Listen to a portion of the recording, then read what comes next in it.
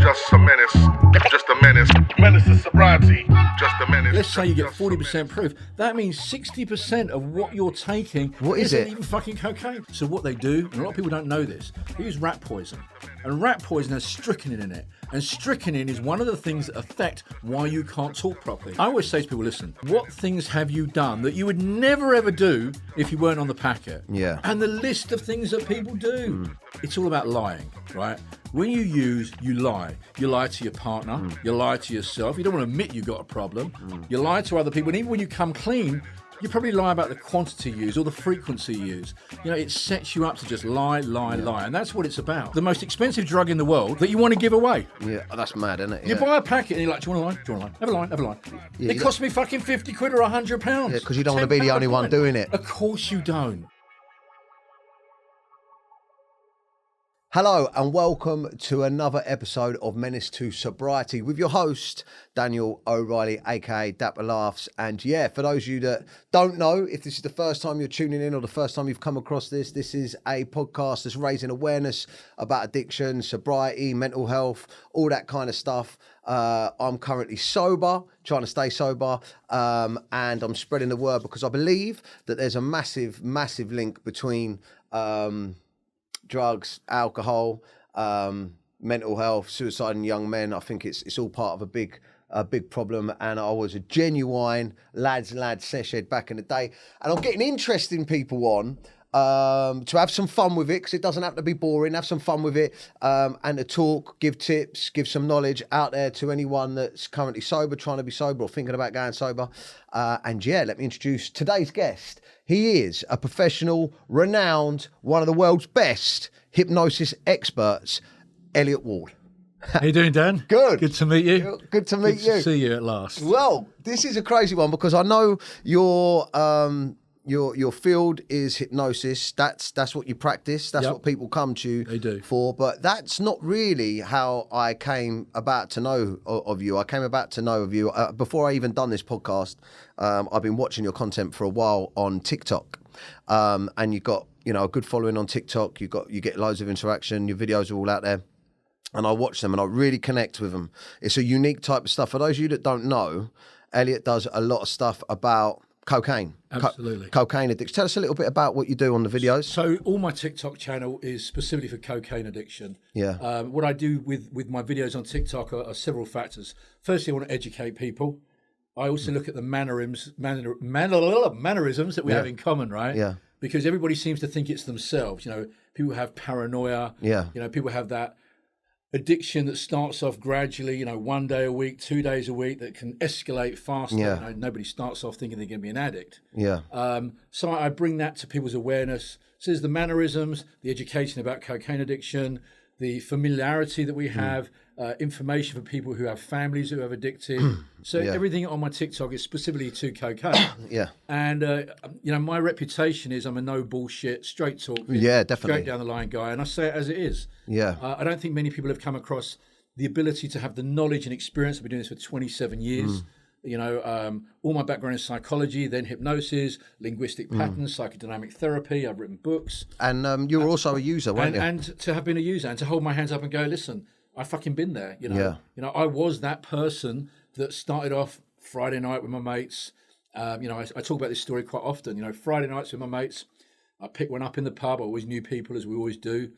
And then eventually it was like, I didn't want to wait until I had to wait the 20 minutes in the pub, so I picked one up before I go to the pub. That's what we tend to do. Yeah. And then eventually, and I don't even know how it suddenly transpired, that I was doing it at home without even going out. And in fact, eventually it became the most sociable drug in the world that becomes the most antisocial fucking drug in the world. You just don't want to be around people. Yeah. And then it goes from, I think it was like a Wednesday night once, and I had some bad news, and I thought, oh, fuck it, I'm just going to go and pick one up. And then it was a Wednesday, and it was like, well, I can still manage to go to work on a Thursday. You get away with it. Yeah. So it was like a Wednesday, and then a Friday, and then, of course, a Saturday, and then it becomes a Tuesday. Then I've got some good news. And then before you know it escalates, and then your usage goes up. That's the other thing about it. Yeah, I think this now for those people that are listening back home, you'll be listening to that, especially if you're a user or if you have used or whatever, and you'll be able to relate to what you said. That I saw that video of you saying that, and I was like, fuck me, that was me, because it was like if during the week if something good was happening, I was celebrating. I'm like, fuck it, I'll get on the packet. If something bad was happening, I was like, and this is the trap that I fell into that I think a lot of lads are into out there is not thinking that their habit is an addiction. Absolutely. And I think that that's something that's really important for people to realise. And you said it in another one of your videos, even if you're only doing it at the weekend every Friday. I get a lot of people make comments on my TikTok. It's very engaging. I have a lot of communication with my followers. And people go, well, I just do it on a Friday and Saturday. I don't have an addiction. And I'm like, yeah, you do have an addiction. Yeah. Even if you use once a week and you have a dependency on that drug, you have an addiction. Yeah. An addiction is not defined by somebody who does it daily or by somebody who does like 3 bags or somebody who does an eighth or a quarter or an ounce over a weekend. Addiction is defined by needing that drug and requiring that drug. And even if you use every Friday and every Saturday, even if you use once a week, you still have an addiction. Yeah. And I say to people, you say you don't have an addiction, okay. Go 6 months. Don't use it for 6 months, and tell me that's easy. Yeah, see how hard that is. It's hard. Yeah, I've got a couple of my friends right now that I mean, since I'm fit, like 51 days. 51 days. Yeah, 51 days sober. Yesterday, 50 days. Yeah, sober. I know. Yes. Thank you. Good luck, man. Thank you. I almost got a packet in to celebrate. I'm joking. No, or 3 for 100. 3 for 100. Yeah, no. But the problem that I've got at the moment, and it was funny. I just got I'm in a group with all of my pals back home, all lads. There's about 20 of us in there. We all rip the absolute shit out of each other about whatever's going on, but it's all brotherhood stuff, whatever. And they're in there talking 20 seconds. It's the Christmas do at my mate Lee's barn. We're going to be there. Everyone's getting smashed. You come in, and then they're all out of me. You come, and I say, I'm not going to be there, boys. And they're like, why? And I'm like, I just ain't ready. I still feel anxious. And that place that I go to, every time I go there before, we'd play poker, I'd drink whiskey, and I'd sniff coke, 100%. Yep, exactly. And I'm like, part of me is like, one, I don't want to feel like, I don't want my attitude to be like I'm missing out. I want to feel free from it, right? But some of my mates in that group, and it's really weird, and tell me what you think of this. Some of my mates in that group are like, yeah, I get it, man. Think of your family, because I'm doing it because I want to be a good dad and don't want to fuck things up with my marriage. But some of my mates are like, oh, fucking hell, come on. And I feel like sometimes, especially me, because I'm so vocal about it, sometimes when you realise that you've got a problem or an issue, it's like holding a mirror up to the people around you, and they don't like to see it. Absolutely. Don't like to see it.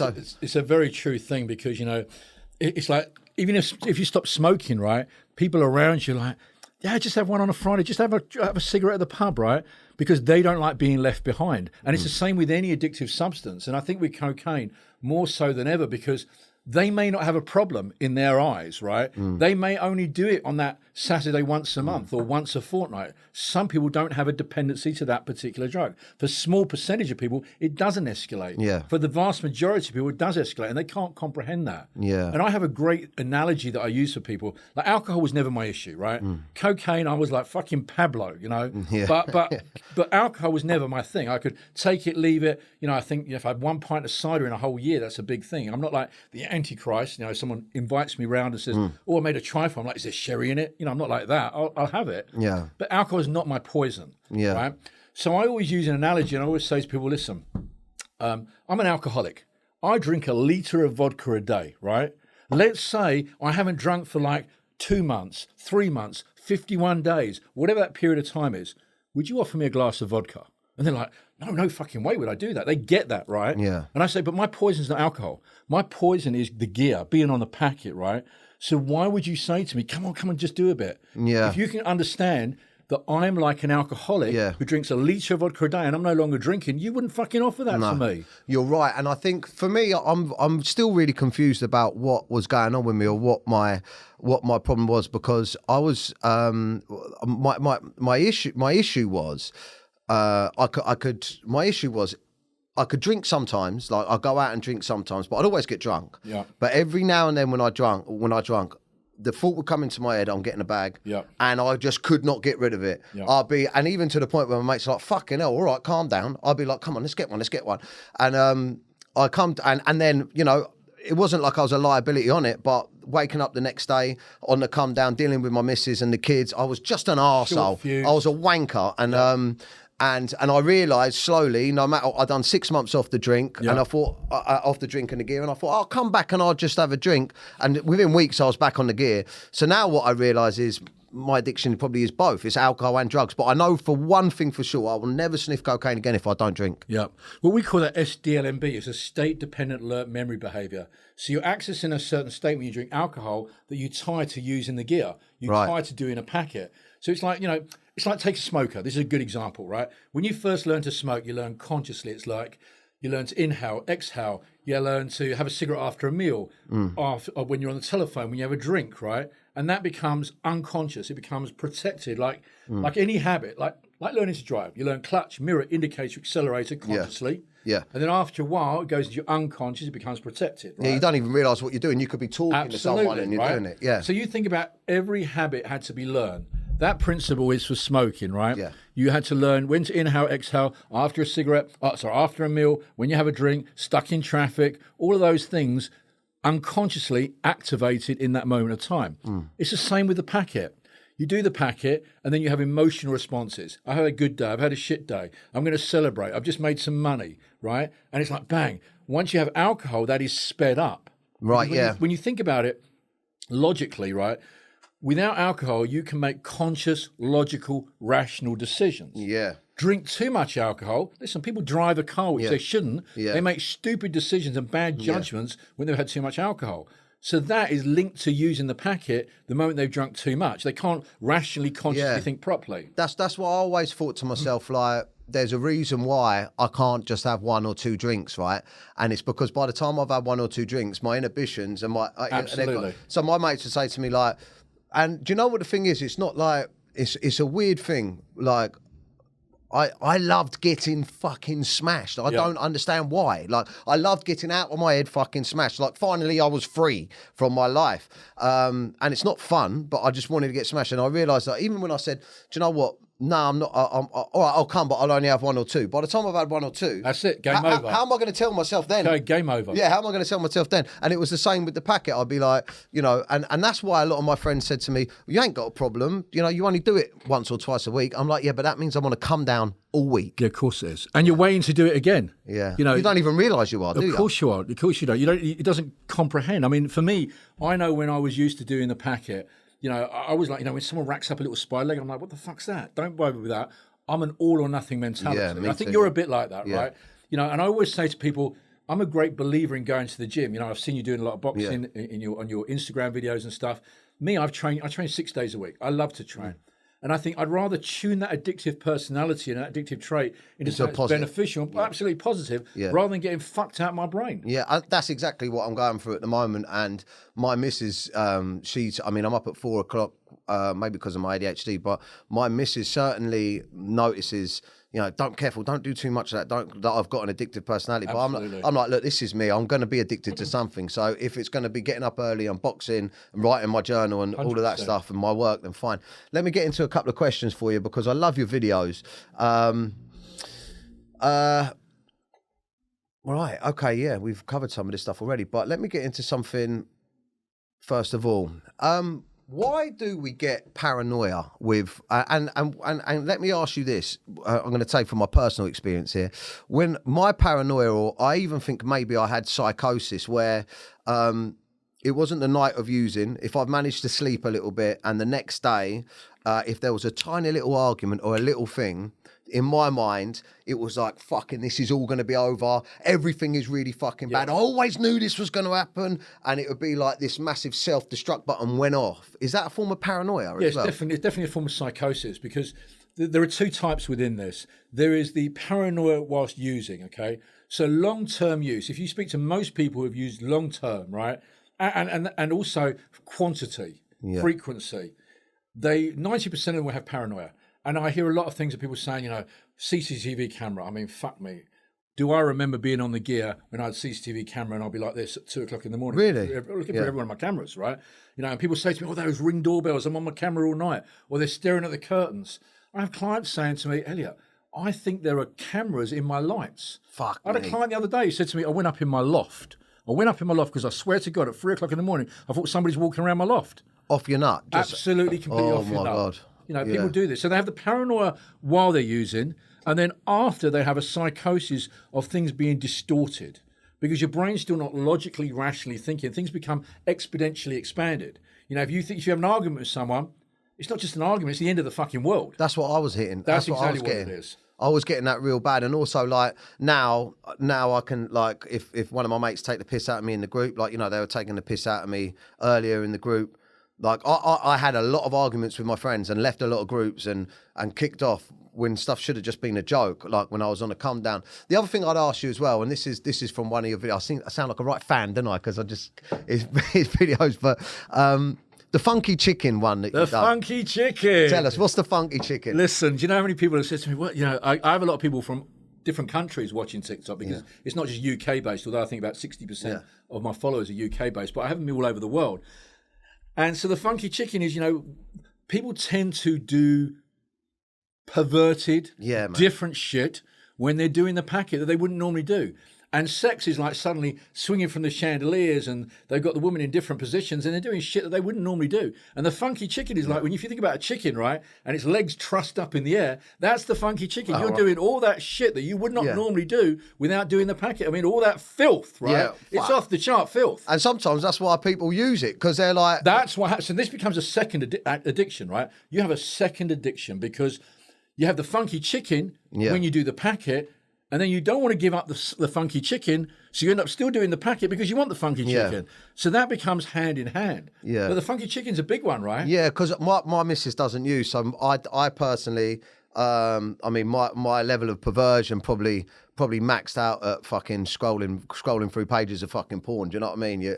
Listen, I got to tell you, Dan, the amount of clients I see who have this funky chicken mentality, and then they're on fucking Viva Street and they're phoning, you know, ladies of the night. I've got to be polite, the words I use have been told now. They're phoning ladies of the night. Yeah, you got to be careful. You got to be careful. And they're calling ladies of the night, and they're looking at porn, and they've got these webcams. I had a guy the other day. He said to me, "El, I use about £200 a week, £800 on average a month for buying the packet." He says, "I spend £1,500 a month on the webcam." Fuck me. I mean, I've got to get into webcamming. Funky chicken, man. Fuck this podcast, let's get our dicks out. Funky chicken. But no, but listen, what? Because I've got some of my mates, right? And I'm not going to name any names, but you know who you are if you're watching this. All the rest of the boys will know. I know some of my mates that when they use, man, they're texting birds, sending dick pics, like trying to do. Exactly. They get. Why do you turn so perverse on cocaine? Because I don't think you're rationally thinking, and I think once you get in that sex mode, it's off the chart. I've got to tell you a funny story. Go on, mate. So a good friend of mine, I'm not going to name him, right? A good friend of mine. Tell me after. He loves a bit of the packet. Actually, he used to love a bit of the packet. And we 4 or 5 days a week. And he's like fully in. I don't really associate with people that are kind of half measures. Yeah. You know, whether that's in the gym, my training, it's just my philosophy in life, whether people in business, you know, I like all in people. Yeah, yeah. And we're talking one day, and I'm telling him about the video that I've just done about, you know, how you make these silly texts at 3 a.m. and you make these calls, and the next day you're like, oh, what the fuck did I do, right? He says, El, I've got to tell you a story. He said at 3 o'clock one morning, long time ago, I text my mum's best friend, and I sent her all this shit about, oh yes, you're fucking, I love you, I want you, da-da-da. And he's like, the next day I woke up and I was like, oh my God. Fucking God. His mum's best friend. Mate, that's, shit. But I can understand how you can get there. I can understand. I didn't mention your name. No, but I bet, anyway, let's leave that one there just so you don't get in trouble. But, okay, I'll give you a funny story as well. One of my worst experiences, I've never told anyone this, but I'm going to say one of my worst experiences on cocaine. Now, bearing in mind, I've been on TV a lot, right? So I've done Celebrity Big Brother. I'm all over the internet. I've spent the last God knows how many years trying to sort of repair my career after getting thrown off TV for being a knobhead. And I've been up and down with my drug use and alcohol use. And a little while ago, I went for a meeting on this. There's a boat that's attached to the River Thames. Yeah. Okay. It's like it never goes anywhere. It's like a cruise ship attached to it, right? And I went for a meeting down there with this company, and these guys, they're all playboys, right? And I drive down. I have my new car, C63. It's fucking. I was revving it, and I was giving it large run, and I was doing videos and everything. And I pulled up and I went inside and I had the meeting with the thing, and he was like, right, let's have a drink. And I was like, are you sure? So we had a fucking drink, and they had a room there in the thing. They were staying overnight. One thing led to another, mate, and it was just an all-out sesh. And I was in the morning, I tried to sleep for a couple of hours, you know, to try and birds are coming up, yeah, tweeting. The curtain, I'm opening the fucking curtains, looking through. I'm like, I opened the curtains on the wrong side and it was a water. And I was like, where the fuck have I gone? And then I went the other side and I remembered where I was. And I was like, right, so yeah, like I think I'd slept enough for the alcohol to wear off, but I was still off me nut, definitely. Yep. I was like, you know, that paranoia, that fucking... What had happened is I walked out of me fucking out of the thing down the big gangplank, and I've looking for my car, and I've looked across, and what had happened is some local kids had seen on my Snapchat story where I'd parked my car, and they'd egged and floured the car. Right, they'd thrown eggs all over it and covered it in fucking flour. Right, so my car looked like it was covered in fucking cocaine. Right, and I was in the centre of central London, off me fucking nut, and I had to drive the thing to Surrey. So I got it, and I don't know if you've ever been that paranoid before. Yeah, I've been paranoid. And I got him, but I had no other choice. Like, first of all, I'm there, I'm off me nut. I had to get out there before anyone got any pictures. Got in the car, and I can remember just driving down the road. I wound down the window, and I looked in the fucking ribby thing, and the white powder was just fucking floating off me fucking car. I was off me fucking nut like that. Looking at the speedo like that. And I was thinking, fucking, if old Bill pull over, mate, they're going to be like, what the fuck are you selling? So, and I still didn't give up after that. I got home and I thought, oh, that's all right. It's funny, I was thinking on the way here, you know, things that you do when you're off your nut and, you know, you get on the packet. I remember giving a huge seminar in London, and as soon as I got back in the car, I'm like racking it up in the car, and I pulled over, and I'm just in the traffic lights, you know, waiting for the traffic lights to change. I'm thinking, fuck it, I want a line. I'm at the Ritz. So there I am doing a fucking line outside the Ritz, you know, of all the places to do one, while you're driving. Well, no, that's crazy, isn't it? It's total madness. But what, like, let me just get, before I tell too many stories and completely ruin my career, let me, what's the 4 steps of coke use? So the 4 steps of coke use, the actual using themselves. Well, you know, initially there is the using of the coke, okay? And it's like it's the adrenaline. It's the, like, you know, that feeling when you want to pick it up. Yeah. That's the biggest. I think that's the best bit. The best bit, right? Because it's a perception. You know, I always say this is a really good example. Right? I'll come back to that, but I always say this, right? Human nature revolves around pain, avoiding it, and pleasure. Whether that be a physical pain or whether that's being a psychological pain, we try and avoid anything that we deem as painful, right? Yeah. Put your hand on a red oven ring, you burn yourself. You're like, fuck, I'm not going to do that, right? Simple, makes sense.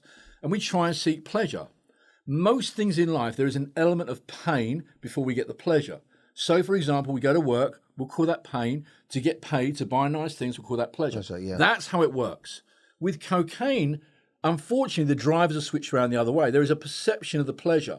Even if you had a shit night a few days ago, you're like, oh, it'll be different next time. I won't do that. I won't do as much, or I'll do this first, or I'll get on the laptop first, or I won't text all these people. I'll put my phone away. Yeah. There's that perception of pleasure, and the pain comes at 2, 3 o'clock in the morning, right? What I help people do is this: switch the drivers over so they're reminded of the pain before they even go and do it. So the problem is this: those 4 things are the 4 steps of using is this. It's the thought, the anticipation. It's the anticipation of what it's going to be like. You know, that adrenaline flow, that, oh, I can't wait to pick it up. So you've picked it up, right? That's the first step. The second step is the using, right? And then you're using. And then the third step is you're like, you know, thinking it's going to be different next time. And then the 4th step is fucking regretting it, because you're like, what the fuck did I do? Right, yeah. How many times have you used, Dan, and thought to yourself, what the fuck did I do that for? Yeah.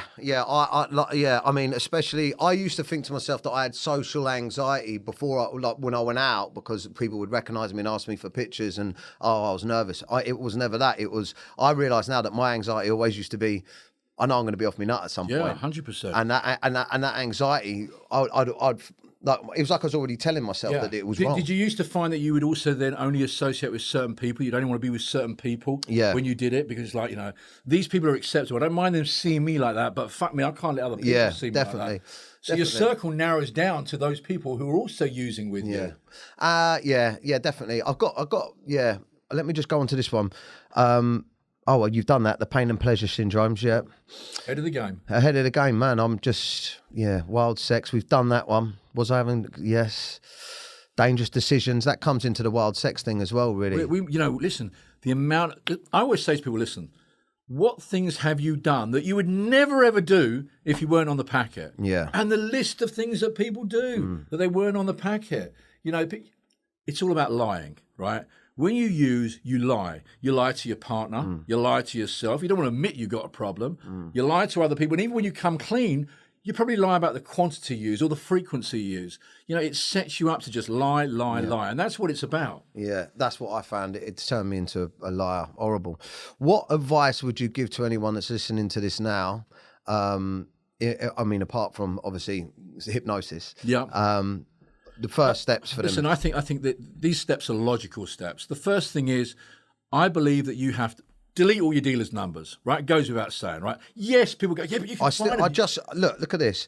3 for 100, banging deals. Have a look at this. Lined in flake. Look at this, right? I don't know if you'll ever go at me about this, but I don't know why. Yeah, look, Albo 2. Today's offer 3 for 100. New 5 for £200. 5 for £200. Innit? Hello, today's offer is 4 for 160. Yeah, I should probably. Do you know what I'm going to do? Text him back. No, I'm going to. Yeah, listen, it's all about encouraging you. But it's Friday, isn't it? Dan, it took 2 years, having finished using, for people to stop texting me. Yeah. Even when I deleted their numbers, they somehow put the number onto a different line. But listen, it's about rational steps that you can do. Yeah. First step, delete all your dealers' numbers. That's the first step. The second thing is you've got to address your circle. So, like, if you associate those people with doing it, you're making it more challenging. I'm not saying that you can't deal with that. I'm saying you're making the job harder. Yeah. And I always say, listen, give yourself 3 months. 3 months of not being around those people. Yeah. Then you've got to address your alcohol. You know, if you're somebody whose alcohol is your trigger, if you're not a dry sniffer, and there's a lot of dry sniffers out there, right? I don't think of anything Yeah, worse. I was a dry sniffer. That was how it was for me. You know, only in the end would I use alcohol to try and come down and get off to sleep, even with sleepers or something like that. But I was a dry sniffer. Alcohol was not my problem. My problem was getting on the packet. So if alcohol is a trigger, which it is, I'd say for probably 85% of people who use the packet, you know, they have a few pints, they're 2, 3, 4 pints in, and the first thing they do is they call it on like, hello, mate, yep, come drop one off. Yeah. That's how it works. So listen, stop your alcohol content for a period of 3 months. To me, those make logical, rational steps. I've got to tell you a story, though. You know, when I stopped using, right, I always believe that you have somebody always said to me once, you can count your best friends on one hand. If they don't fit on one hand, they're not your fucking best friends, right?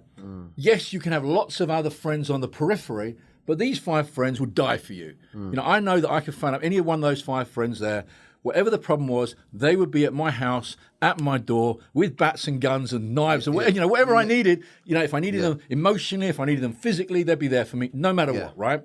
Then you have friends on the periphery. And I remember when I stopped, you know, the people around me, those close-knit friends, they were really supportive and they understood it. I used to go to a pub. And, you know, we live in a society now where most pubs are fucking drugs pub. That's a reality. The pub I went into, I mean, they weren't racking up on the table, but it wasn't far fucking short. Yeah. You know, that's the way it was. And I told these people I wasn't using. I went in the pub and they'd be like, I told them over and over and over again.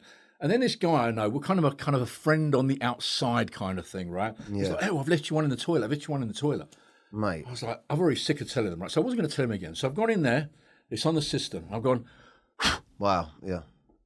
I've gone out. He's going, good gear. I said, fucking cracking. Wow, it's just the best way to do it. That's how you got to get yourself to understand where you're in control of your own thoughts. Wow. And then if you're around someone's house and you've already told them 3 times is the golden rule, right? No, I don't touch it. Yeah, have another one. No, I don't touch it. Yeah, have one. All right, mate.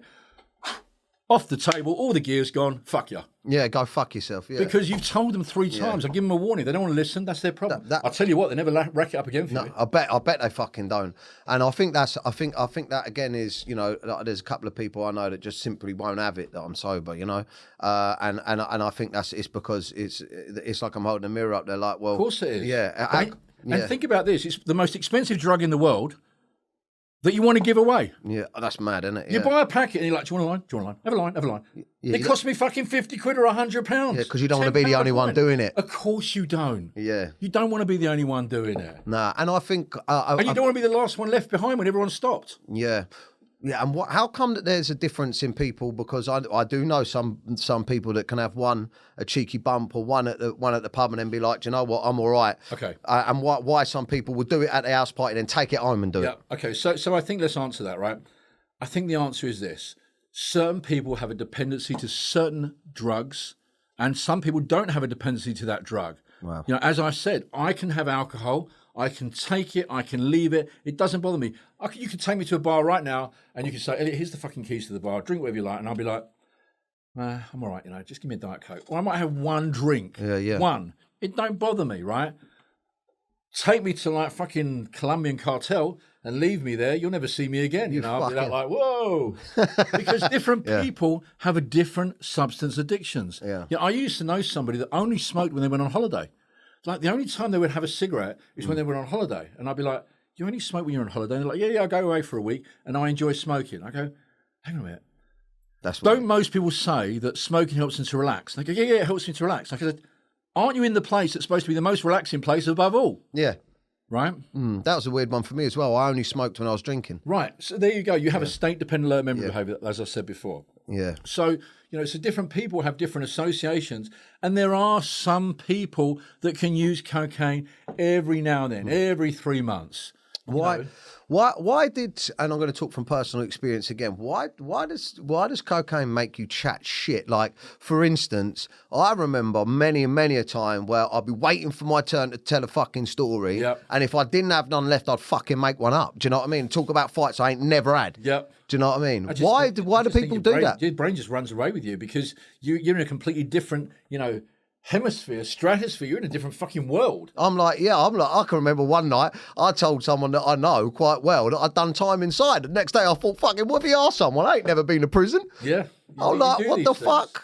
It's mad, isn't it? You make decisions that seem very rational and logical at the time that are completely fucking ridiculous. I mean, you talk about talking, right? Because initially when you use cocaine, it's that social thing and it's like people come out of their shell. And that's the other thing. They overcome any social anxiety to be life and soul of the party. They become confident. They don't become that, you know, person in the background. They suddenly become in the forefront, and they don't want to lose that ability to be in the forefront, to have fun. Right?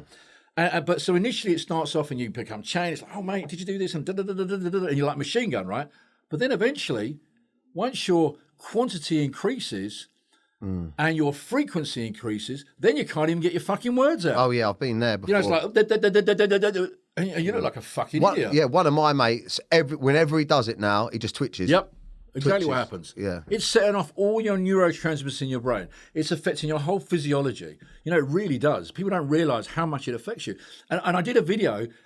I actually didn't put this up on TikTok because I thought they would ban me. And I did a video in my friend's kitchen, right?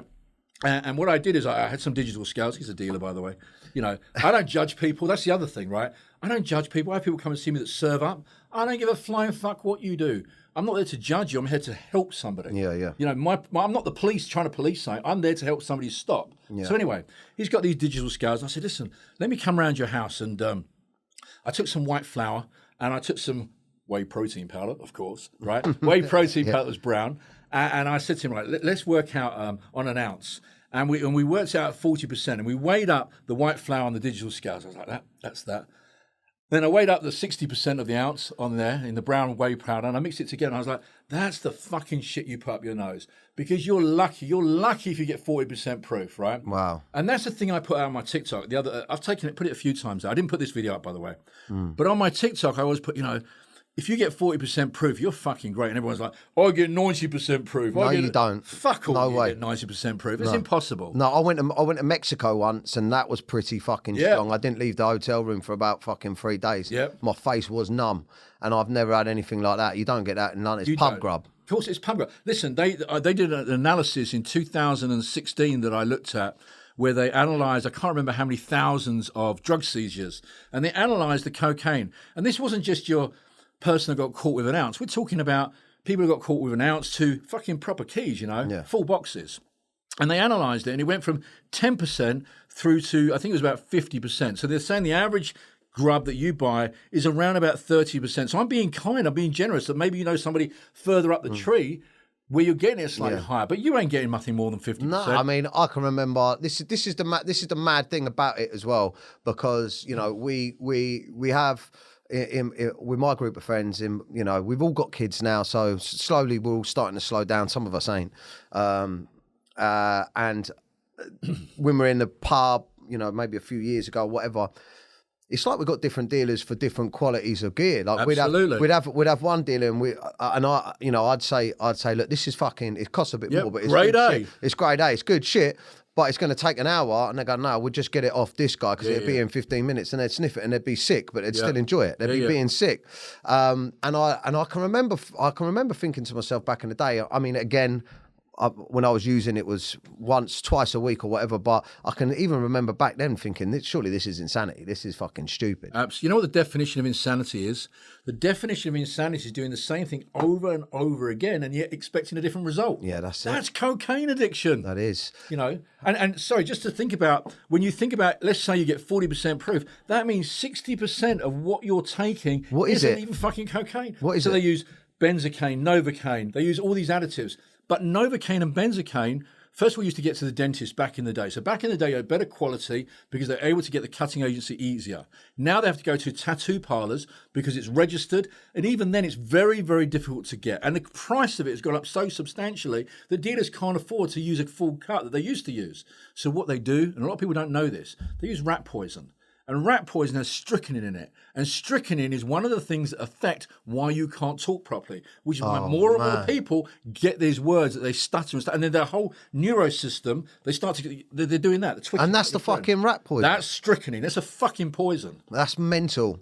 And do they use these things because they give you the numb feeling? So they use them because they give you the numb feeling. They use them to fill them out. Glucose. You know what creatine is? Creatine, yeah. Pre-workout, yeah. Yeah, pre-workout because it's cheap. It's easy. And it makes you go. Exactly. Yeah, mad. Exactly. So getting onto your profession now that we've gone through all the crazy, I could sit here and talk stories about being off me nut, but I'd never get booked again for another gig. But so talk to me about the hypnosis. How does the hypnosis work? I mean, or like for instance, I've seen on your TikTok that you have some people that don't use anymore that were on like fucking an ounce a day or fucking absolutely. 5 I have that a lot. I don't understand how people can function like that. Because your tolerance increases. Your tolerance, you say you don't understand how people can function like that, but the very first time you ever used gear, what quantity was the first time you ever did it? What did you use? Fucking probably a line. Right, yeah. One line, right? So you went from one line. At your heyday, what was the most used in a 24-hour period of time? Probably a gram. Okay. Only a gram. Gram? Yeah. That's lightweight. Yeah, well, I've never... A full weighted gram? Yeah, I don't know, mate. Okay, so what would you pay for that? 50 quid. Okay, so that's a 0.5. Maybe more, actually. I'll probably more, maybe 2, but I don't know, but I'd make it last. But, okay, so I would use a full eighth. 3.75 grams, a full fucking eighth. Fucking in a night. In one night, right? So what people don't understand is this. I see this with clients a lot. They go, yeah, I do 2 grams, I do 3 grams, I do 4 grams. I'm like, hang on a minute. What do you mean 4 grams? I do 4 grams. I mean, do you do 4 packets? Or do you do 4 grams? I do 4. Hang on a minute. How much do you pay? Well, I pay like £30 a packet. Hang on. In the United Kingdom, the average dealer, right now, everybody's got a friend and everybody's going to get a deal and everybody's got a discount. But if you take that away, the average in the UK sale is £10 a point. Yeah. So if you buy 50 quid's worth, you're getting a 0.5 on average. They might give you a little bit more, or they might take a little bit what less. Is it? What is in a gram? A point? A full one. A 10. One. Yeah, it's one gram. Yeah. So 0.9 plus 0.1 is 10. So it should be 100 quid for a gram. 100 quid, right, for a gram, right? But even in your beginning, you went from one line to... Yeah, 10 times, yeah. 10 times, right? So 10 times in that period of time. Now, if somebody uses more frequently, they can go to 20 times, 30 times. So all of a sudden, they're using 2 grams, 3 grams. I see every single week, without fail, I see every single week people that are daily users. And that ranges from a 0.4 to 2.4s a day on average, every single day. And people think, here's the interesting thing, Dan.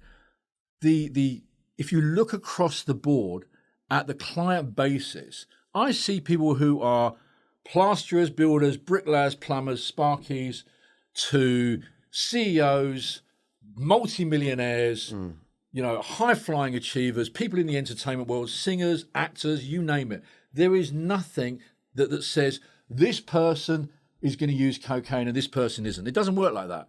It's across the board, across the financial income capacity, across the educational capacity.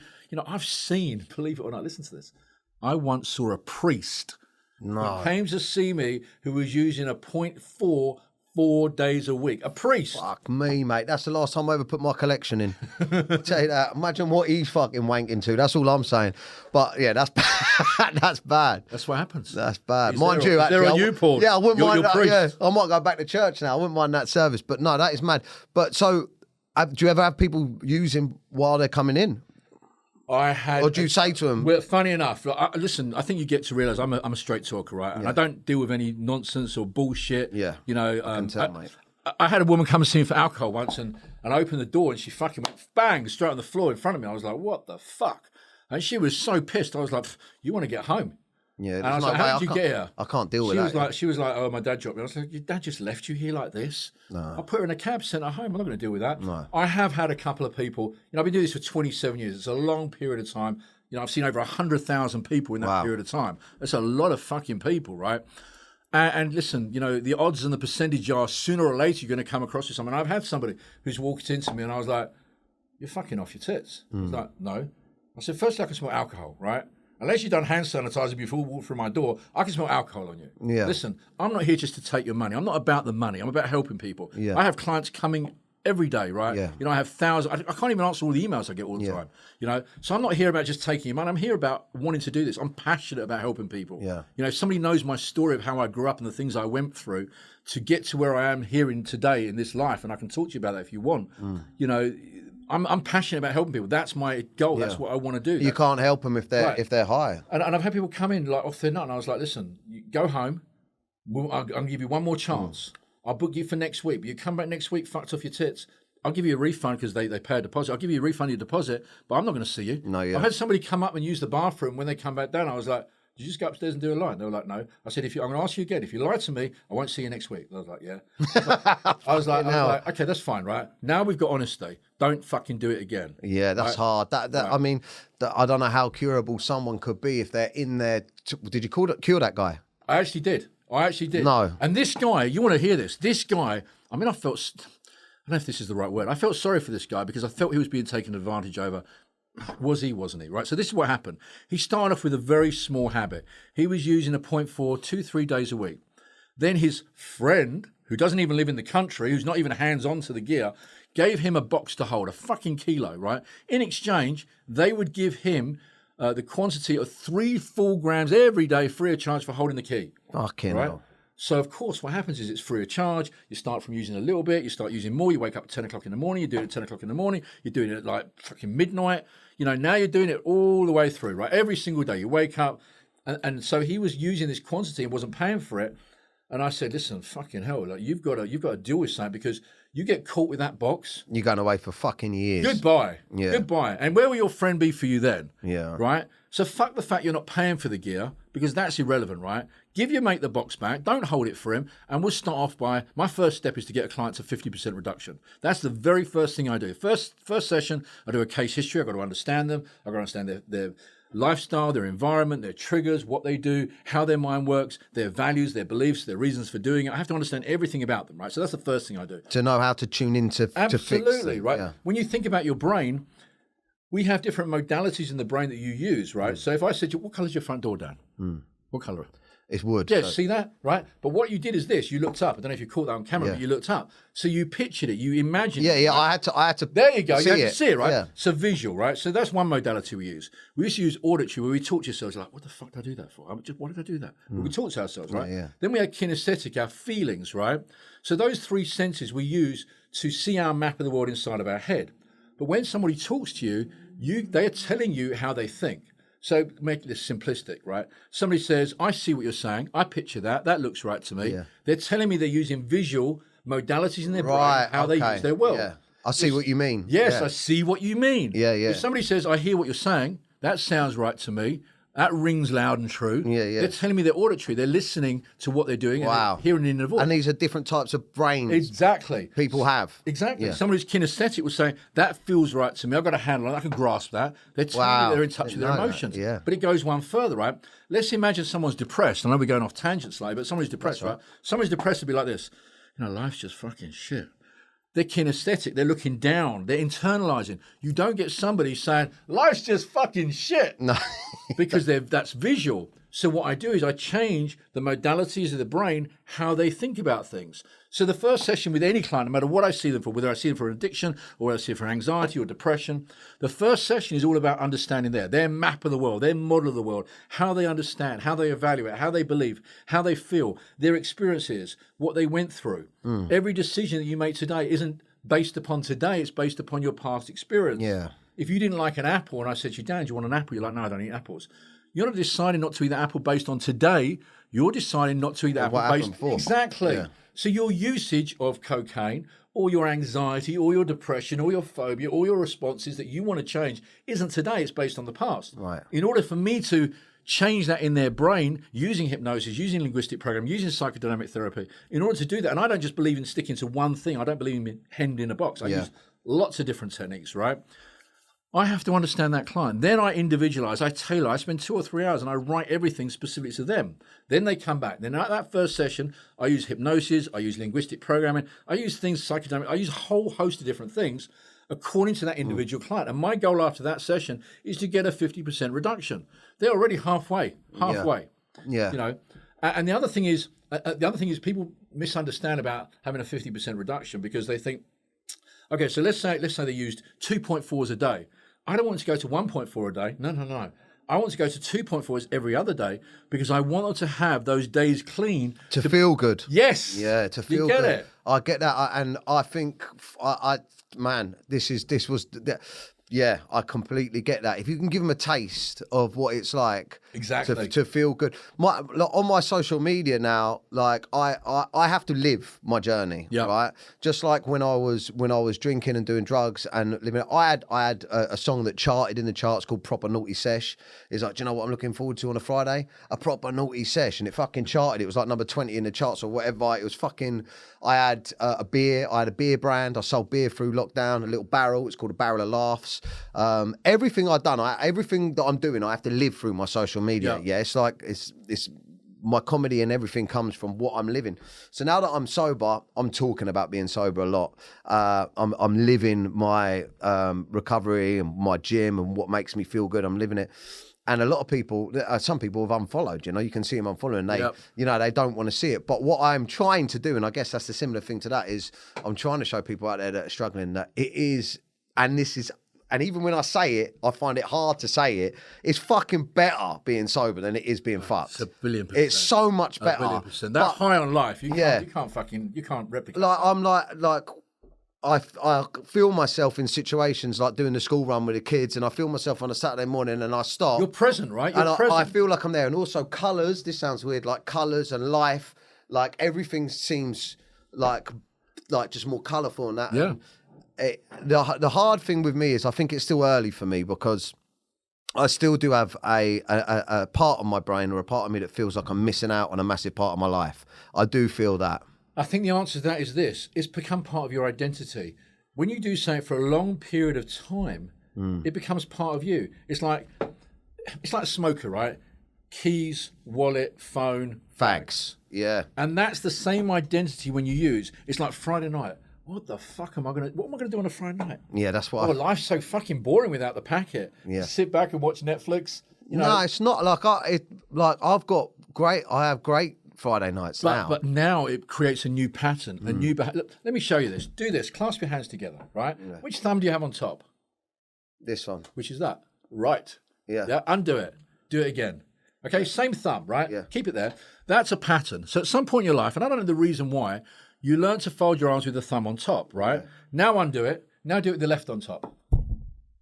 Does it feel strange? It feels weird, right? Now do this. And then leave it with the left back on top. Yeah. Feels a bit more comfortable? Yeah. Okay, right. So what I've just shown you is this, right? You learn a pattern of using gear. You learn to use the packet on a Friday, a Saturday, a Monday, a Tuesday, whatever it is for you, right? And eventually, after a period of time of doing it, your brain went, that's a pattern that becomes comfortable. Now you want to change that pattern. It's like, now I don't want to do this anymore, but it doesn't feel comfortable to change my pattern. It doesn't feel comfortable to change my pattern. I'm not used to it. I'm used to this, right? But I don't know what the number would be. Whether you need to fold your thumbs 100 times, 10 times. But there'll be a point where it will become natural. Exactly. Yeah. And that's what you're doing. You're rewiring your brain to be free from the packet, free from gear. That's what happens. Yeah, and I do find that, like, I went out with my pals the other day, and I never used to do this. Last time I went sober, I didn't drink alcohol-free beer because I thought it would trigger me. But now I'm like, no, I want to have a beer. I'll have an alcohol-free beer, Absolutely. Right? And I actually felt more relaxed with them than maybe I used to when I used to drink, because I kind of knew I was going to turn into a bit of a knobhead. And here's my question. How did you feel the next day? Great, man. That's what people miss out on. They're not thinking ahead. They're thinking in the moment, but they're not thinking about how I'm going to feel the next day. When you wake up and it's Saturday morning, you're like, "Fuck it, I'm going to go do." Yeah, absolutely, wicked, feel good, man. right? I'm taking my girls out on their bikes, absolutely, instead of handing them an iPad and being like, "Fuck off." Yes, yeah, you're there, you're present, you're honestly, in the family. Look, I don't mind holding my hands up and saying, I put my wife through. I can't say too much because she's got her own life, and I don't want to bring her into too much of my own fucking drama. But I was portraying a certain way on social media because that's what I do. I was portraying that everything was fine on social media. Then I'd disappear for a couple of days off social media because I've been on a sesh. And I come back and everything was fine. But in them small gaps, my family was dealing with hell. You know what I mean? I was like, I've got a fucking meeting. I'm out doing this. I'm coming back. Then I'm hungover the next day, and I come down. I don't want to talk about this. I don't want to deal with that. Fucking. Absolutely. It makes you so selfish. Yeah, of course it does. 100% selfish. As I said, lie. One of these ones was, why do we wank so much? But I think that we covered that. Crazy paranoid stories. That's all right. I want to get. There was a couple of others. Do you have any techniques to improve mental strength around, like, how you can make your, because not everyone's going to be able to come and see you because you're a busy man. But do you have any techniques now that the listeners or viewers back home could use when they're thinking of using? Okay, we could do that. Why don't I demonstrate on you? Okay, cool. You like that? Yeah. All right, depends what it is. Yeah. I could just use you. Yeah. Okay, so I want you to just close your eyes. This isn't hypnosis, just using some mental training and conditioning, right? Yeah. I just want you to close your eyes, and I want you to think about a time when you were going to use, right? Mm-hmm. And I want you to imagine it like on a cinema screen, that picture. This picture we're going to call the negative picture, right? When you can see that picture, just say the word yes. Yes. Okay. Now you're going to come out this cinema into a library. There's a small television screen. On that television screen, we're going to create a positive picture. This is a picture of you not using, waking up the next Saturday, feeling good about yourself, feeling positive, feeling in control, smiling, going to the gym, feeling fucking awesome, right, Dan? Yes. Okay, when you can see that positive picture, just say the word yes. Yes. Okay, good. Now, come out of this room, and we're going to go into the control panel of your mind. Put on the screen the very large negative picture, like huge. Yeah. And in the bottom right corner, the very small positive picture. When you've got both those pictures together, say the word yes. Yeah, they're playing. Okay, perfect. There you go. So I'm going to count from 1 to 3, and at the count of 3, I'm going to say the word swish. And as soon as I do that, make the positive picture in the bottom right corner larger and larger until it takes up the whole of your mind's eye. So the only picture you're left looking at is the positive picture. And when that happens, press together your finger and thumb on whichever hand. One hand, that's fine. Okay, 1, 2, 3, swish. Make the positive picture bigger and bigger until you then, once you do that, press your thumb and finger together. Yeah. Now, every time you press this thumb and finger together from now on, you're just going to look at that positive picture. Forget the negative. You're just going to look at the positive picture. Now, allow your thumb and finger to separate. Think about the color white, the color white, the color white. Press your thumb and finger together now. Bring that positive picture back into your mind's eye. Imagine that's it. There. Imagine stepping into it. Imagine feeling good about yourself. You know, like when you buy a new pair of shoes or a new pair of jeans and you look at yourself in the mirror and you feel good in what you're wearing. That's how you're going to feel. Make the picture stronger, make it bigger, make it colorful, bring it closer to your mind's eye. Allow your thumb and finger to separate. Think about the color blue, press it together for me now. Bring the positive image back into your mind's eye and step into it and imagine how good you feel. Wow. Feel good? Yeah. Okay, you can open your eyes. So this is called an anchor, right? This is something that people practice mentally inside themselves. Think about this. Oh. You're driving along and someone pulls out recklessly in front of you, beep your horn, and they stick 2 fingers up at you, right? That makes you feel angry. You haven't seen somebody for a while, they give you a hug, that makes you feel loved. You meet somebody in business, you shake hands, that makes them feel comfortable, build some rapport. The concept that a physical movement, right, can release an emotion pre-exists. So this is about creating a physical movement. There you go. Step back into that positive picture, right? Man. Now, somebody once said to me, El, how many times should I practice that? And my answer is always the same, until. And what I mean by that is this, right? Until you don't need to. Exactly, right? when you go to the gym, like when you first started sparring, you were shit. Yeah. Yes? You got a lot better the more you practice. Yeah. For me, I like going to the gym. You know, squatting was always my thing. You know, initially I squat like 40 kilos and 60 kilos and 100 kilos and 200 kilos. My best squat was 375 kilos. Right? 375 kilos is a lot of fucking weight, right? Yeah. I didn't happen the first time I did it. It happened the millionth time I went, right? Yeah. 38 years on, I still train 6 days a week. In other words, repetition is the mother of all skill. You want to achieve something, the more you do it, the better it you become. Yeah. That's life. I want to tell you the story about Jesus because you're going to like this, right? Don't tell me he does pack it. So this is completely off. This is completely off addiction. He's the one that got the priest on it. No, go on. This is completely off addiction, right? This is to do with depression. But you were talking about mental health, so I thought I'd tell you the story. This woman contacts me and she says, "I've been given your number by someone in the media, someone quite famous who I helped, and I wonder if you can help my son. My son thinks he's Jesus." I was like, "Okay." I don't really know if I can help him, but he thinks he's Jesus. And he's been in an institution for 5 years and believes he's Jesus. So I said, listen, she was in America. She said, I said, FedEx me all of the notes, get a letter from the private hospital institution and his doctor saying I could see him and release the notes to me. And I read all these notes and I thought, there's something I can do.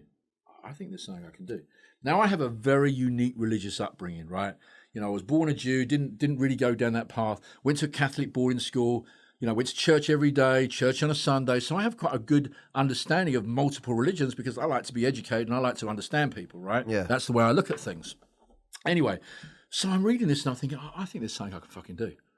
So I said, listen, you need to fly me out to Miami to see this guy in hospital, your son, but I want to see him on Good Friday. Wow. You know what happens to Jesus on Good Friday?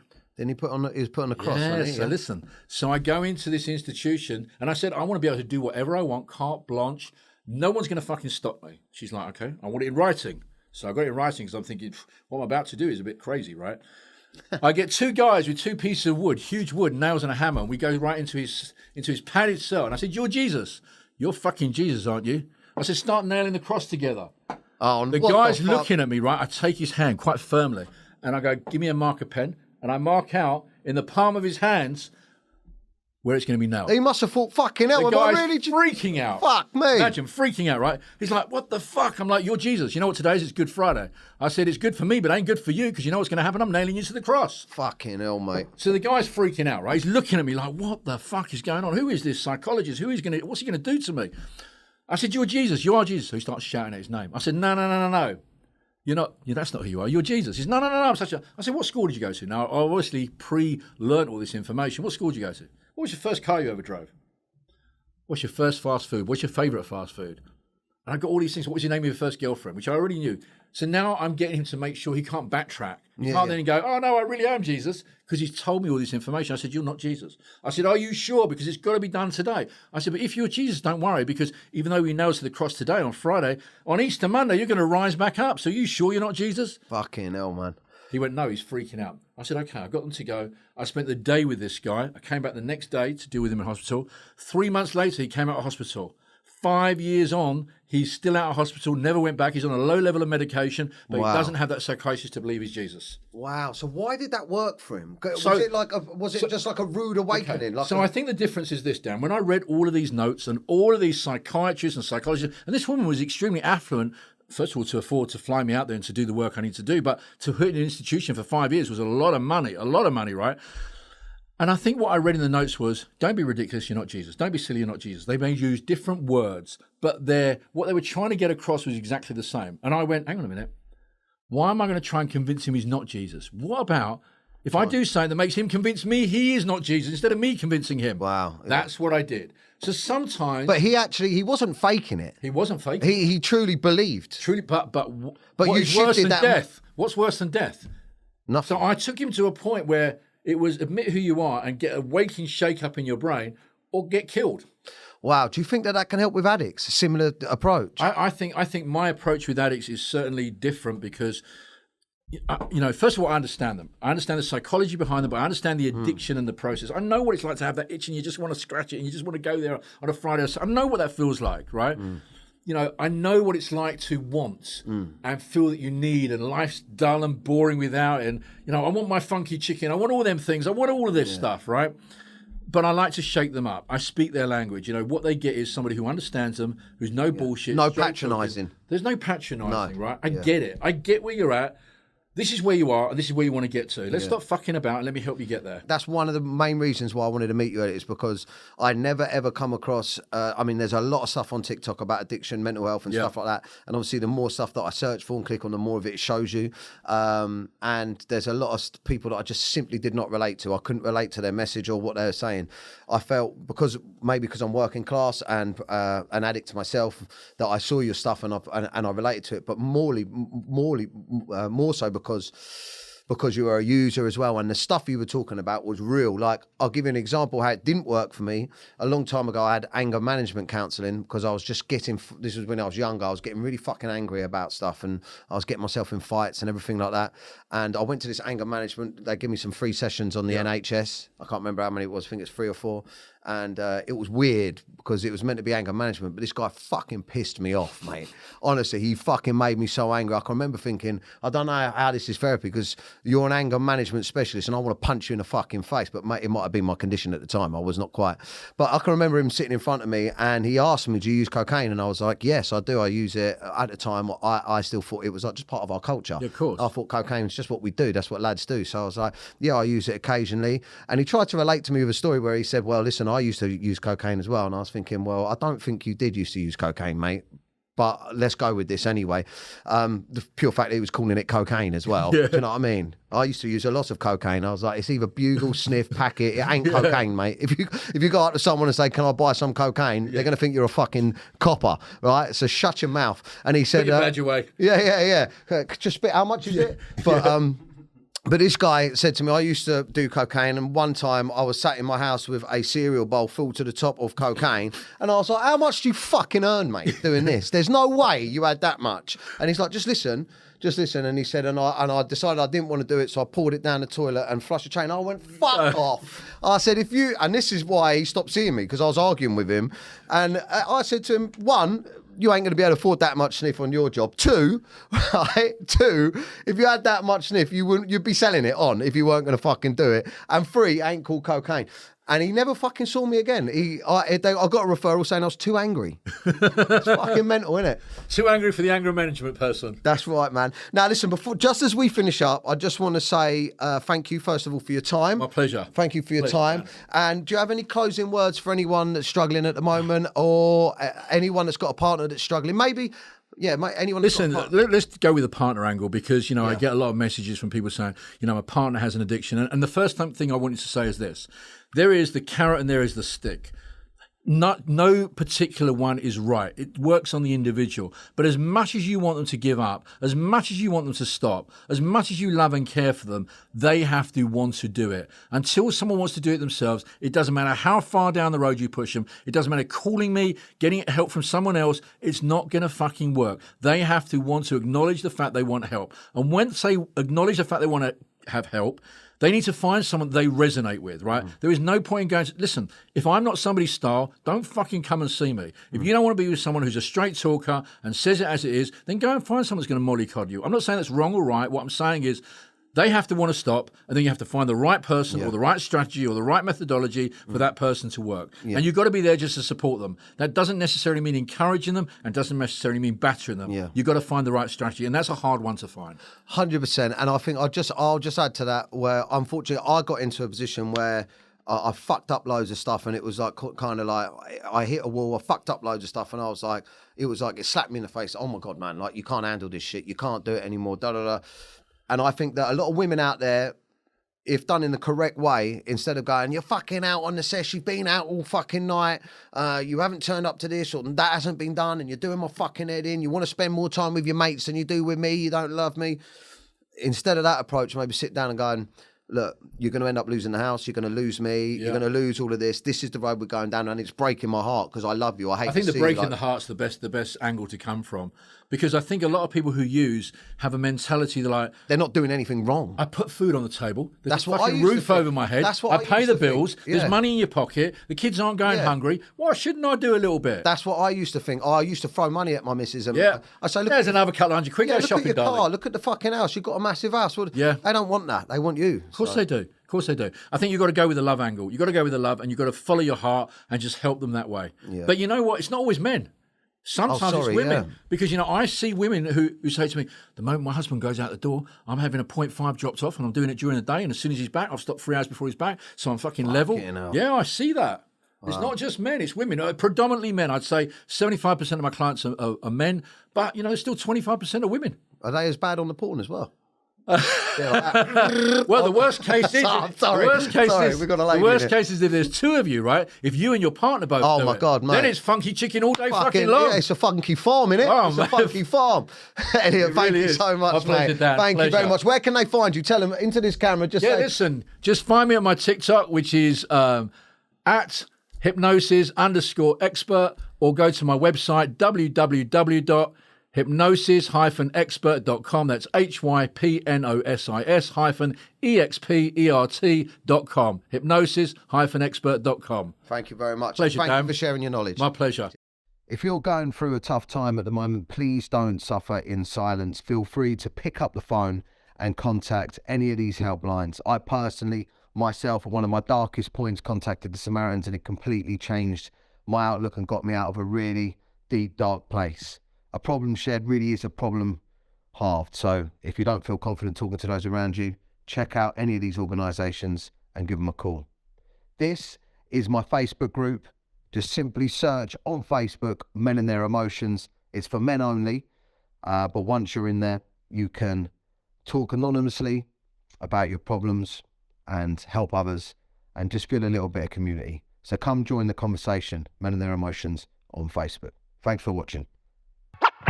Menace II Sobriety. Just a menace. Just a menace.